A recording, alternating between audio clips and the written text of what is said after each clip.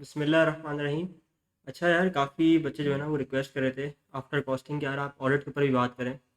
और ऑडिट के ऊपर भी जो है ना वो हमें गाइड करें कि किस तरह जो है ना वो हमने एग्जाम में परफॉर्म करना है, और किस तरह से मिनिमम टाइम में जो है ना वो हमें मैक्सिमम मार्क्स अपने हाथ में रखने हैं। अच्छा, सबसे पहली चीज़ तो जो है ना वीडियो शुरू करने से पहले मैं ये बता दूं कि आप लोग ने जो है ना वो कोई भी चीज़ छोड़ के नहीं जानी है। 100% जो है ना वो कोर्स कवर करके जाना है, 100% कवरेज करके जानी है, तो ही इंशाल्लाह जो है ना वो आप लोगों के पास होने के चांसेस बढ़ जाएंगे। ठीक है, खुदा ना खास्ता आप एक आध टॉपिक को छोड़ के जाते हो, 15-20 मार्क का वो टेस्ट हो जाता है, अल्लाह ना करे अगर, तो वो फिर जो है ना वो आप लोगों के लिए मसला बन सकता है। अच्छा, सबसे पहले जो है ना वो मैं बात करने वाला हूँ इस चीज़ के ऊपर कि आप लोग ने अपने 15 मिनट शुरू के किस तरह से जो है ना वो यूटिलाइज़ करना है। देखो, सबसे पहले जो है ना वो आपने करना क्या है कि जो 9 बजे आपका पेपर शुरू होता है रेट से, और 9 बज के 15 मिनट तक आपके पास रीडिंग टाइम है, तो आपने अपनी रीडिंग टाइम को जो है ना बहुत ज़्यादा केयरफुली यूटिलाइज़ करना है। और रीडिंग टाइम को जो है ना वो आपने यूटिलाइज इस तरह से करना है कि आपने हर सवाल की डायरेक्ट रिक्वायरमेंट में जंप करनी है। आपने पूरा सवाल गो थ्रू नहीं करना, आपने सिर्फ सबसे पहले क्या करनी है, रिक्वायरमेंट पकड़नी है, ताकि आपको पता चल जाए कि यार ये सवाल जो है ना वो किस टॉपिक से आया, मैं वहाँ जाके आंसर करूँगा उसका। अगर आप लोग रिक्वायरमेंट नहीं पढ़ोगे ना तो आप लोग सवाल के अंदर घूमते रहोगे, आपको कोई इवेंट नज़र आएगा, आप समझोगे सब्सिक्वेंट इवेंट की बात कर रहा है आपसे। अगर जो है ना वो बात गोइंग कंसर्न का उसने अगर कहीं एक वर्ड लिख दिया, आप समझोगे ऐसा 570 से सवाल आया है। लेकिन जब तक आप एक्चुअल रिक्वायरमेंट नहीं पढ़ोगे ना कि एग्जामिनर आपको पूरी चौरंगी घुमाने के बाद वो आपसे मांग क्या रहा है, तो आप फंस जाओगे। इस पॉइंट के ऊपर मैं इंतहाई जो है ना वो एम्फोसाइज कर रहा हूँ, क्योंकि जब हम लोग इस वीडियो के एंड में एग्जामिनर कमेंट पढ़ेंगे ना, तो एग्जामिनर कमेंट में वो ये बात कह रहा होगा कि यार बच्चे रिक्वायरमेंट नहीं पढ़ते। ठीक है ना, in order to confirm the topic. अच्छा, ये बात क्या लिखी है आगे, देखो जब तुम रिक्वायरमेंट पढ़ोगे ना तो तुम्हें पता चल जाएगा आगे यार कि किस सवाल, ये जो सवाल है ना मेरे पास जो एग्जाम में आया है, ये किस चैप्टर से आया है। ठीक है ना, उसके बाद में लिखा है भाई आप चैप्टर नंबर मार्क कर लो या आयजा का नंबर मार्क कर लो to reach out that topic directly, ताकि आपको पता चल जाए कि यार ये सवाल कैसे आया है। रुक जाओ, मिसाल लेके समझाता हूँ। ये सवाल है, ये हमारा पेपर है मार्च 2021 का। ठीक है ना, अच्छा, अब इसमें आपने किस तरह मार्क करना है। देखो तुम्हारे पास ये पेपर है और तुम्हारे पास पहला सवाल आया हुआ है। अब तुम्हें तकरीबन बज़ाहिर देख के जो है ना वो जिसने 5 पेपर किए उसको समझ जाएगा कि यार ये जो है ना कंफर्मेशन का सवाल है। लेकिन रुक जाओ, required assess the appropriateness of the work performed by the team, also suggest the additional procedure which the team may perform। Requirement पढ़ के इतना क्लियर नहीं हो रहा कि यार किस कौन से प्रोसीजर की बात कर रहा है। ठीक है ना, अगर मैं ऊपर देखूँ तो सवाल पढ़ के मुझे समझ आ रहा है कि यार ये जो है इसमें किससे कन्फर्मेशन भेजी है और डेटर से कन्फर्मेशन की बातें कर रहा है। ठीक है, तो मैं यहाँ छोटा सा लिख दूंगा आयजा 505, बस इतना सा लिख दूंगा। ठीक है, ये अपने पेपर पे तुमने लिख देना है। आयजा भी नहीं लिखो, 505 भी लिख दो चलेगा। फिर नीचे आओ, अब देखो रिक्वायरमेंट में ये खुद क्या कह रहा है, कमी से दोस्त रहा। इस पर तुम लोग लिखो या ना लिखो चलेगा, हाईलाइट करो, आगे बढ़ो। तुम्हें पता चल गया कि भाई ये कमी से का आंसर है। अच्छा, उसके बाद आप आ जाओ इसके ऊपर, required list the additional matter that you should consider in the first year of EL audit. ये आया है हमारा आयजा 300 प्लानिंग से। तो तुम लोग क्या करोगे, इसके पास जाओगे, यहाँ पे लिखोगे आयजा 300। ठीक है ना, ये प्लानिंग के अंदर ये बात डिस्कस हुई है। फर्स्ट ईयर ऑफ ऑडिट अगर आपका है तो आपने कौन से एडिशनल मैटर्स को कंसिडर करना है। ठीक हो गया, उसके बाद आप आओ, यहाँ पे बोलता है discuss the documentation that is necessary to be included in the working file regarding the above matter. भाई वर्किंग फाइल की बात, वर्किंग पेपर की बात, डॉक्यूमेंटेशन की बात कौन करता है, तो 230 करता है।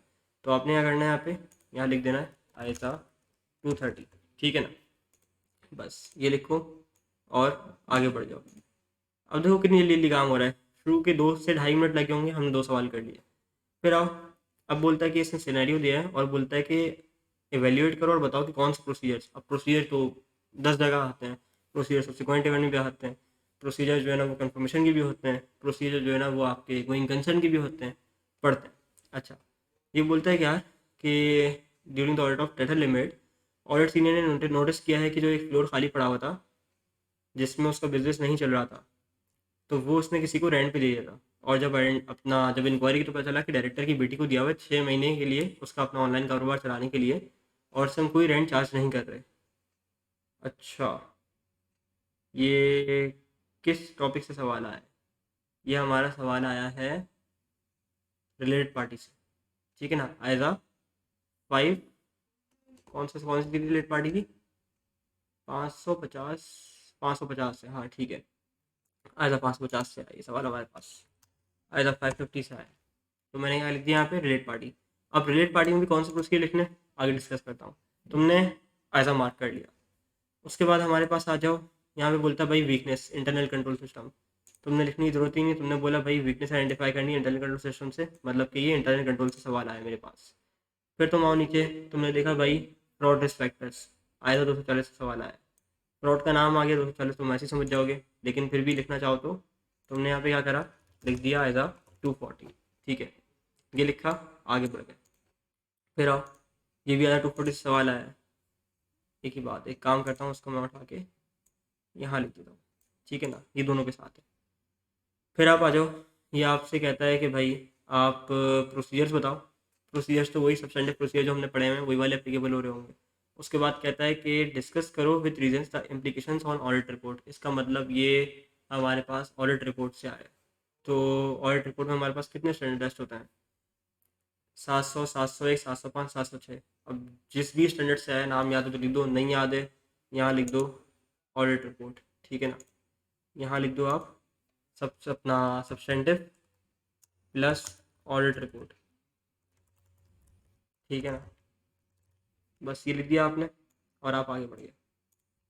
अच्छा, फिर आप आओ उस पर ईओटा लिमिट IL पे, और ये आपको कहता है कि भाई रिटन रिप्रेजेंटेशंस ना, देखो कैसे। पॉइंट नंबर 1 अगर देखो तो लिखा हुआ will sign all the representations. क्या समझ आ रही हो, रिटन रिप्रेजेंटेशन सवाल है, लेकिन नहीं, रिक्वायरमेंट पढ़ूंगा मैं। Comment on the acceptability of each option and suggest the best course of action. अब कोर्स ऑफ एक्शन तो मैं कहीं भी सजेस्ट करता हूँ, किसी भी स्टैंडर्ड के हिसाब से करता हूँ, लेकिन सवाल जब पढ़ोगे ना तो तुम्हें समझ आ जाएगा कि भाई ये रिटन रिप्रेजेंटेशन से आया है। देखो, your form is order of outer limit and the order report is expected to be sign on 10 March. Management ने कंफर्म किया है कि पर्सनल रीजन की वजह से सीओ अवेलेबल नहीं है, तो आपको जो है ना इन्होंने ऑल्टरनेटिव ऑप्शन दिए। बोलता भाई सारी रिप्रेजेंटेशन साइन करवा लो 4 को या 16 को, या फिर जो है ना वो 10 मार्च को कॉल करके उससे कंफर्म कर लो। तो ये सवाल किससे आया है, ये हमारा आया है रिटन रिप्रेजेंटेशन से एज आ 580। ये आपने यहाँ मार्क कर लिया। ठीक है ना। अच्छा, उसके बाद आप आ जाओ, पेपर एंड होने वाला है आपका। Inherited implementation of flow chart, ये आपका आया है IT से। ठीक है, इसकी कोई रिक्वायरमेंट नहीं है, सीधा सीधा रट्टे वाला सवाल है। उसके बाद आप आओ यहाँ पे, ये भी IT से आया है, ये भी IT से आया है। और जब लास्ट सवाल आपके पास आओगे तो आपको रिक्वायरमेंट में क्या बोल रहा है, देखो बोलता है कि थ्रेड्स आइडेंटिफाई करो और सिग्निफिकेंस। थ्रेड्स और सिग्निफिकेंस की बात कौन करता है, कोर ऑडिट में हमारे पास एक ही चैप्टर है, that is code of ethics. तो आपने क्या करना है, यहाँ पे लिख दिया है कोड ऑफ एथिक्स। ठीक है, ये तो आप लोग ने क्या करा, सबसे पहले काम कर लिया। इसमें आपके हार्डली लगेंगे 5 से 7 मिनट लगेंगे, आप रिक्वायरमेंट को लिख दोगे।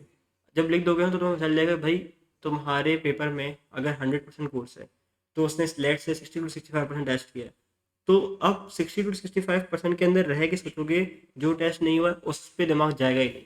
मैं इस सवाल पे जाऊंगा मुझे कोड याद आएगा, मैं इस सवाल पे जाऊंगा मेरा दिमाग सिर्फ रिटन रिप्रेजेंटेशन को ही सोचेगा, मैं इस सवाल पे जाऊंगा तो मेरा दिमाग सिर्फ फ्रॉड को सोच रहा होगा, मैं इधर उधर घूमूंगा ही नहीं।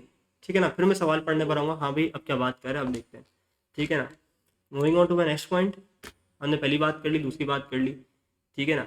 अच्छा, अब मैंने यहाँ पे आपसे कहा है कि मार्क चैप्टर नंबर या आधा number to reach out to that topic directly. ठीक है ना, आपने डायरेक्टली उस टॉपिक के ऊपर चले आना है। कैसे, मिसाल के तौर पे कि अगर मैं बात करूँ, पेपर में आपके एक सवाल आया हुआ है जो कि आपको लगता है कि outside the normal course of business की बात कर रहा है, लेकिन तुम्हें लगता है कि यार तुम बाद में भूल ना जाओ, तुम्हें अभी याद आ गया ना, तो छोटा सा तुमने लिख दिया OCNOB।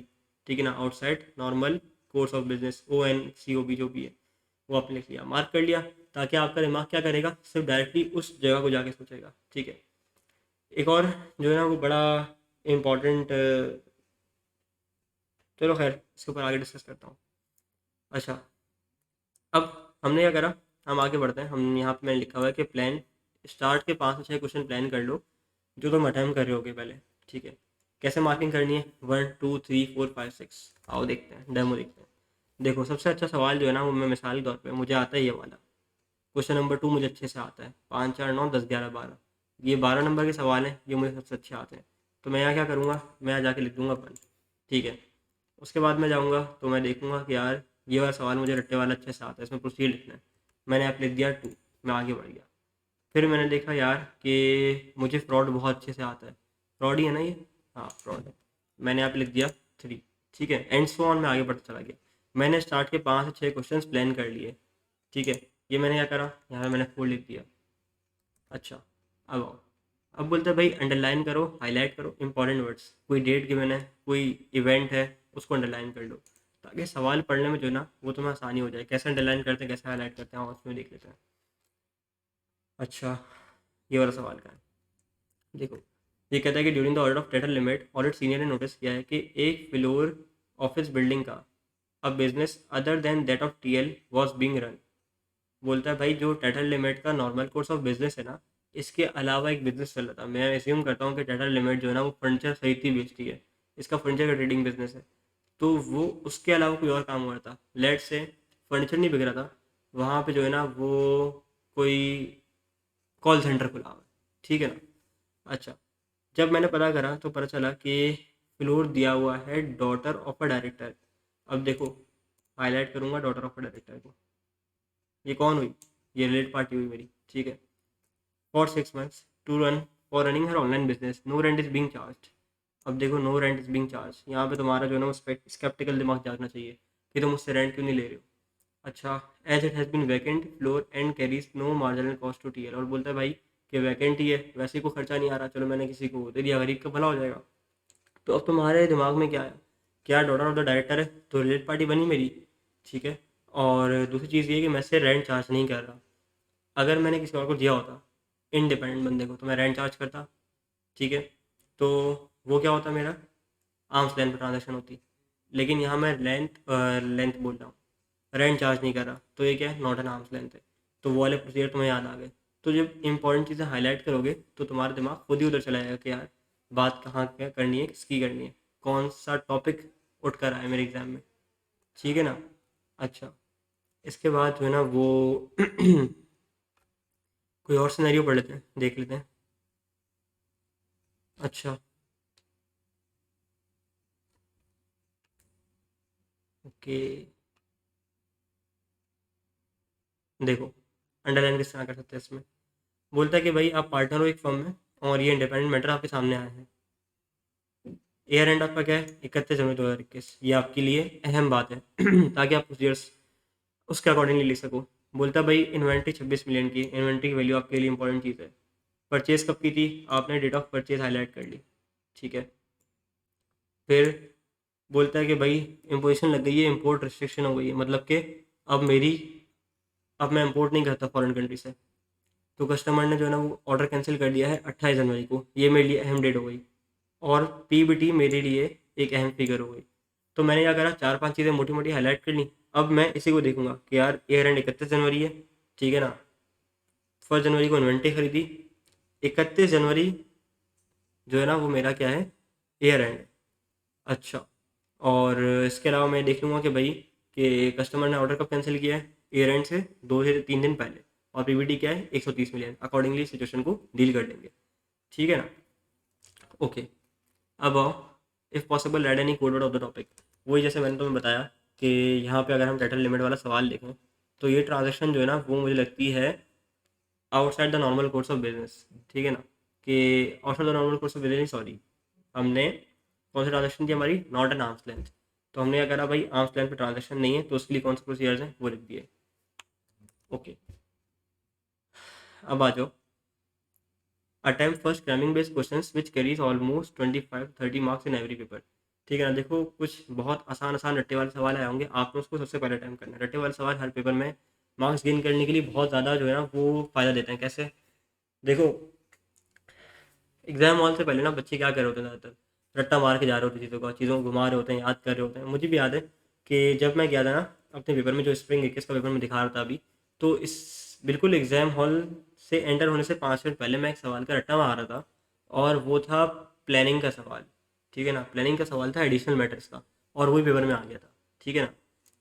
तो होता क्या है इससे कि जब आपको चीज़ याद होती है ना, ताज़ा ताज़ा आप रट्टा मार के जाते हो और आपका माइंड को सब फ्रेश होता है, तो आप जितने रट्टे वाले सवाल ना वो आप अगर पहले अटैम्प्ट करोगे, शुरू के 45 मिनट लेके या शुरू का 1 घंटा लेके, अगर आपने 30 मार्क 25 मार्क स्कोर कर लिए, तो आपको पास होने के लिए सिर्फ 20 मार्क चाहिए। इतने बड़े सिनेरियो बेस्ड क्वेश्चन है, सुकून से दिमाग लगाओ, 20 मार्क्स निकालो, पास हो जाओगे। पास होना ऑडिट के पेपर में कुछ मुश्किल नहीं है, लेकिन अगर आपने स्मार्टली अपने पेपर को प्लान करा। देखो, पेपर की प्लानिंग जो है ना वो बहुत ज़्यादा अहम है। मैं वीडियो क्यों बना रहा हूँ, क्यों इतनी बातें कर रहा हूँ आप लोगों से, क्यों आपका और अपना टाइम जो है ना वो मैं कंज्यूम कर रहा हूँ, इसलिए क्योंकि यार आप लोग सब पास हो सको, स्मार्टली प्लान करो। बच्चे फेल क्यों होते हैं? क्योंकि वो सवाल की रिक्वायरमेंट को केयरफुली नहीं पढ़ते, बच्चे स्मार्टली प्लान नहीं करते, बच्चे प्रेजेंटेशन सही नहीं करते। तो जो जो कॉमन मिस्टेक्स मैं देखता हुआ आया हूँ during my course of this session, जब मैंने कॉपीज़ बच्चों की देखी, जब मैंने बच्चों से बात करी, जब मैंने उनके आंसर देखे, जब मैंने उनकी क्वेरी सॉल्व करी, तो मैंने ये देखा यार कि जो कॉमन मिस्टेक्स है ना उनके ऊपर बात करनी चाहिए, उनको सिखाना चाहिए। बहुत सारे बच्चों को सिखा दिया, जिनको नहीं सिखा सका उनको जो है ना वो इस वीडियो के थ्रू मैं गाइड कर रहा हूँ। अच्छा, ओके।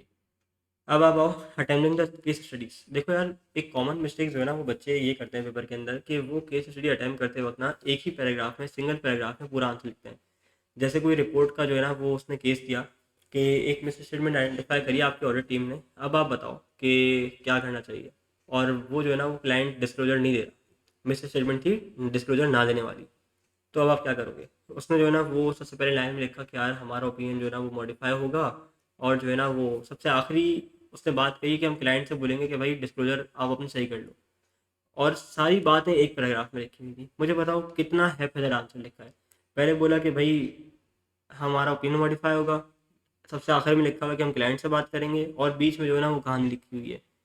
आपने अपने आंसर को प्रेजेंट करना है हमेशा 3 पैराग्राफ में, कम से कम 2 से 3 पैराग्राफ में, और एक पैराग्राफ 4 से 5 लाइनों से ज़्यादा मत लिखना, ताकि यार एग्जामिनर जब आपका आंसर पढ़ रहा होगा ना तो उसको समझ आए कि यार आप लिख क्या रहे हो। ठीक है ना, आपका आंसर बहुत ज़्यादा प्रेजेंटेबल होना चाहिए। आप बोलोगे सबसे पहले स्टेप में भाई कि हम क्लाइंट से रिक्वेस्ट करेंगे कि अपने डिस्क्लोजर को सही कर ले। ठीक है ना, अगर क्लाइंट सही कर लेता है तो there will be no impact else hence an unmodified opinion will be given. ठीक है ना, फिर आप लिखो कि भाई अगर client as the client is not willing to make the disclosures, ठीक है, तो हम क्या करेंगे, हम इसका इम्पैक्ट देखेंगे। अगर मटेरियल तो क्वालिफाइड परवेजिव है तो एडवर्स ओपिनियन देंगे। ठीक है, ये बात लिख दी आपने। उसके बाद लास्ट लाइन में आप लिखोगे कि nature of miss statement will be express in basis for qualified और एडवर्स ओपिनियन, जो भी आपको ओपिनियन दिया होगा। तो आपने अगर अपने आंसर को एक तरतीब दी, अगर आप अपने आंसर को तरतीब नहीं दोगे, आप बातें पूरी करोगे लेकिन एक पैराग्राफ में घुसा दोगे ना, वो एग्जामिनर के लिए पढ़ना भी बहुत मुश्किल हो जाएगा। तो याद रखो, अगर आपने एग्जामिनर का टाइम कंज्यूम किया तो वो वक्त अनकरीब है कि जब एग्जामिनर भी आपके 6 महीने कंज्यूम कर सकता है। ठीक है ना, तो आपने अपना आंसर को सिंगल पैराग्राफ में नहीं लिखना, प्रेजेंटेबल बनाना है। ओके, अच्छा। अब आओ यार आखिरी में एग्जामिनर कमेंट पढ़ लेते हैं, जो मैंने जो है ना कुछ चीज़ें हाईलाइट की तुम लोगों के लिए निकाल के रखी हैं। देखो ऑटम 18 में जो है ना वो एग्जामिनर इस बात पर रो रहा था बेचारा कि बच्चे पूरा सिलेबस कवर करके नहीं जा रहे, और बच्चों ने सिनेरियो बेस्ड क्वेश्चन में जो है ना वो बहुत मार खाई है, और इरेलीवेंट चीज़ें लिख कर आ गए। ठीक है, स्प्रिंग 19 में आए तो कहते हैं भाई कि सिनेरियो बेस्ड क्वेश्चन अटैम्प्ट करना नहीं आ रहा बच्चे को, और students are therefore advise to carefully read the question and its requirement before answering it. देखो वो क्या कह रहा है कि भाई रिक्वायरमेंट पढ़ो। मैंने अपनी वीडियो के शुरू में क्या कहा, दोबारा जाके देखना कि रिक्वायरमेंट पढ़ो, रिक्वायरमेंट पढ़ो, रिक्वायरमेंट पढ़ो। रिक्वायरमेंट नहीं पढ़ोगे, सवाल पढ़ते पढ़ते घूम जाओ। ठीक है ना, फिर जो जहन में आएगा वो लिख रहे होगे और तुम्हें लगेगा कि तुमने बिल्कुल सही लिखा है, बाहर आओगे यार तुम्हारे भाई ने क्या पेपर किया है। ठीक है ना, रिजल्ट आएगा 48-49, क्यों? रिक्वायरमेंट नहीं पढ़ी आपने। सही है ना, आओ आगे। ऑटम 2020 बोलता है भाई 27% रिजल्ट था, और इससे पिछले वाले में 41% था। Examiner did not carefully read the requirement of the question and therefore missed out key aspects of the answer. Again क्या नहीं पढ़ी? रिक्वायरमेंट। ठीक है, दोबारा कहता है भाई further majority of the examinees perform well in straight forward memory based questions. मतलब रट्टे वाले में तो आपके भाई ने बेहतरीन काम करा, लेकिन जहाँ सिनेरियो की बात आई, जहाँ नॉलेज की बात आई, एप्लीकेशन की बात आई, वहाँ क्या कर गए? मार खा गए। ठीक है ना, ओके। अब ये कौन सी अटैम्प्ट है हमारे पास? Spring case. ठीक है ना, 1 साल पहले की रैम। ये कहता है भाई it was commonly observe that examinees commence writing answer without fully comprehending the requirement of the question. Again requirement नहीं पढ़ी, बस जो पहला वर्ड पढ़ा, दूसरी वर्ड पढ़ा लाइन में, जो हमें समझ आया अच्छा ये आगे यही बात कर रहा होगा, हमने जो है ना बिस्मिल्लाह करके लिखना शुरू कर दिया। तो भाई ऐसा नहीं करना, आपने आपने रिक्वायरमेंट को केयरफुली अंडरस्टैंड करना है। जब रिक्वायरमेंट पढ़ोगे ना तो चैप्टर नंबर तुम्हारे दिमाग में खुल जाएगा, बुक का पेज खुल जाएगा जिस भी किताब से तुमने पढ़ा है। उसके बाद जब सब टॉपिक लिखोगे ना उसके ऊपर छोटा सा, तो डायरेक्ट पेज पलटते पलटते सब टॉपिक खुल जाएगा, और बस तुम्हारा दिमाग तुम्हें बोल रहा होगा, तुम्हारा हाथ चल रहा होगा। ठीक है ना, ये इतनी फायदे की चीज़ मैंने बता दी है। अच्छा, बाकी जो है ना वो अब बहुत सारे बच्चे सोच रहे होंगे यार हमने तो पूरा सेशन निकाल दिया, हमने तो एग्जाम रिकमेंड पढ़े ही नहीं, अब क्या करें? देखो जब रिवीजन कर रहे होगे ना, जो सवाल तुम्हें मुश्किल लगता है, मैं तुम्हें ये नहीं बोल रहा हूँ कि अब सारे एग्जाम रिकमेंड बैठ के पढ़ो, लेकिन रैंडम बेसिस पे जो है ना, जो सवाल तुम अटेम्प्ट कर रहे हो, कोई सवाल तुम अटेम्प्ट कर रहे हो, कोई सवाल तुम जो है ना वो ब्रेनस्टॉर्म कर रहे हो, आंसर चेक कर रहे हो, तो हाँ लगे हाथों सामने, तो सबके पास लैपटॉप है, मोबाइल है, लगे हाथों उसका एग्जामिनर कमेंट निकालो, जो सवाल तुम्हें ट्रिकी लगता है या जो तुम्हें लगता है कि तुमने बहुत अच्छा ड्राफ्ट किया है या जिसमें तुम्हारी थोड़ी बहुत गलतियाँ आई हैं, तो देखो कि कॉमन मिस्टेक्स उस आंसर में बच्चे क्या कर रहे थे, ताकि वो कॉमन मिस्टेक तुम जाके रिपीट ना कर रहे हो। ठीक है ना? तो I hope that would be sufficient enough. और बाकी अदर गाइडलाइंस पे जो है ना, उससे एक छोटी सी बात लिखी हुई है कि आप लोग ने 6 से 7 घंटे सुकून से सो के जाना है। मुझे याद है मैंने एक गलती की थी अपने BMPS के पेपर में। मैं रात 3 बजे तक जग रहा था क्योंकि मेरा रिवीजन कंप्लीट नहीं हुआ था। और 3 सवा 3 सोने के बाद जब सुबह उठ के गया हूँ ना पेपर में, मेरा दिमाग बंद था। बस पेपर आसान आ गया था, पढ़ा हुआ भी बहुत ज़्यादा अच्छा था, पूरे सेशन मेहनत की थी, तो पेपर तो पास हो गया। But this strategy is not at all recommended. ठीक है ना? तजुर्बे से बता रहा हूँ, 6 टाइम में कैप हुआ है। ठीक है ना? Still in big 3। तो बात बस ये है कि यार अपना मोटिवेटेड रहो। और क्वालिफाइंग का टाइम होती है, बहुत सारे बच्चों की ऑडिट जो दे रहे होते हैं, या तो दो दो बार रुक कर आ रहे होते हैं, या तो पहली पहली बार दे रहे होते हैं, तो चाहते हैं यार बस निकालें और डायरेक्ट फर्म का दरवाज़ा हमारे लिए जो है ना वो खुल जाए। तो अगर तुम लोग चाहते हो कि यार फर्म के दरवाजे खुल जाएँ, तो इन नसीहतों पे जो है ना तुम लोगों ने ख़ास अमल करना है। और 6 से 7 घंटे प्रॉपर सो के उठना है। ठीक है ना? फिर फजर में उठो, रिविज़न करो एंड ऑल। इसके अलावा बस मेरी तरफ से इतना ही है। बाकी जो बच्चे पूछते हैं कि यार अब रिवीजन कैसे करें, तो एंड टाइम का रिवीजन जो है ना वो तुम लोगों ने इस तरह से करना है कि तुम लोग ने सिर्फ समरीज घुमानी है। ठीक है? सिर्फ समरीज घुमानी है, तो तुम लोगों के पास रजिस्टर बनी होंगी, वो समरीज देख लो। इसके अलावा जो है ना, एक काम मैं किया करता था जब मैं ड्राफ्टिंग करता था ना अपना आंसर की, तो जब मैं उसको चेक करता था एग्जामिनर के आंसर से, सजेस्टेड आंसर से, या किसी किताब की सजेस्टेड आंसर से, रिकमेंडेड टीचर का आंसर है कोई, तो जो मेरी गलतियाँ होती थी ना, मैं उसको रेड पेन से मार्क करके रजिस्टर के बॉर्डर के ऊपर लिख दिया करता था। तो जब मैं एग्जाम नाइट से पहले जब मैं रिवाइज करने बैठा हूँ ना चीज़ों को, तो मैंने सिर्फ अपनी गलतियों को रिवाइज किया है। मैंने पूरा टॉपिक रिवाइज नहीं किया, मैंने हर एक हेडिंग रिवाइज नहीं करी, मैंने हर एक पॉइंट रिवाइज नहीं किया। मैंने कहीं समरीज रिवाइज करी और अपनी गलतियों से सीखा कि यार मैंने ये गलतियाँ पास में करी थी, ये दोबारा नहीं होनी चाहिए। तो तुमने एक हफ्ते पहले सही किया ना, एन मुमकिन है तुम एग्जाम में भी ये सही करोगे। लेकिन अगर तुमने एक हफ्ते पहले गलत किया है, 2 हफ्ते पहले गलत किया है, जहाँ तुम फंस रहे हो, तुम एग्जाम में भी यकीनन जाके फंस सकते हो। तो अपनी गलतियों को रिवाइज करते हुए जाना है कि यार ये मैंने गलतियाँ करी, ये मैंने गलतियाँ अब नहीं करनी।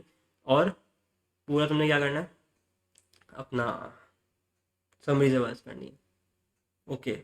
इसके अलावा यार बच्चे पूछ रहे हैं कि अदर इम्पॉर्टेंट एरियाज बता दें कि भाई कौन कौन से एरियाज इंपॉर्टेंट हैं। देखो, मैं ये काम बिल्कुल नहीं करता कि मैं आपको बोलूँ कि आप जो है ना ये वाले सबसे पहले कर लो, और जो है ना यही एग्ज़ाम में आएंगे, यही एक्सपेक्टेड है। देखो एग्ज़ाम में कुछ भी आ सकता है, लेकिन अगर मोस्ट इंपॉर्टेंट एरियाज़ की बात करूँ तो देखो, ISQC, international standard quality control, नया नया ऐड हुआ है, ये वो पूछ सकता है।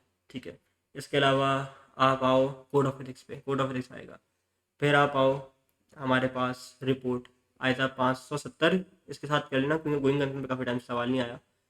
570, फिर 700, 701, 705, 706, पूरा रिपोर्ट हो गया, सब्सटेंटिव प्रोसीजर हो गया आपके। तो ये तो आपने पहली प्रायोरिटी पे तैयार रखना है। ठीक है? मर्टिलिटी पे एक अच्छा सवाल काफ़ी अरसे से नहीं पूछा गया है। ठीक है ना? लास्ट टाइम आया था, it was spring 20 Trojan limit, उसके बाद से मर्टिलिटी एग्जामिन भी नहीं हुआ है। तो मर्टिलिटी भी अपनी स्ट्रॉन्ग रख के जाना। उसके अलावा बाकी मैंने जैसे बताया, ISQC हो गया, सब्सटेंटिव हो गया, आपका रिपोर्ट हो गया, गोइंग कंसर्न हो गया, इसको सबसे पहले पहले कर लो। ठीक है? और जो स्टैंडर्ड आसान है, और जिस ग्रेड वाइज से को अब देखो, जब रिवीजन कर रहे होगे ना, तो तुमने क्या करना है, ग्रेड वाइज रिवाइज करनी चीज़ों को कि यार सबसे हैवी ग्रेड कौन सी है, सबसे पहले उसको उठा लो, वहाँ से रिवीजन करना शुरू करो। तो रिवीजन करते हुए भी ना तुम्हें अंदाज़ा हो जाएगा कि यार मैंने 40% ग्रेड को रिवाइज कर लिया है, यार मैंने 50% ग्रेड को रिवाइज कर लिया, मैंने 70% ग्रेड को रिवाइज कर लिया। रात 11 बज रहा है, 12 बज रहा है, 30% ग्रेड बाकी है, बंद करो, सो जाओ, फजर के बाद उठो, 30% को रिवाइज करना शुरू कर दो। ठीक है ना? तो बस अपना बहुत सारा ख्याल रखो और अच्छे से एग्ज़ाम देकर आओ, फिर ज़रूर फीडबैक देना। ठीक है? इंशाल्लाह फिर मुलाकात होती है। अस्सलाम वालेकुम।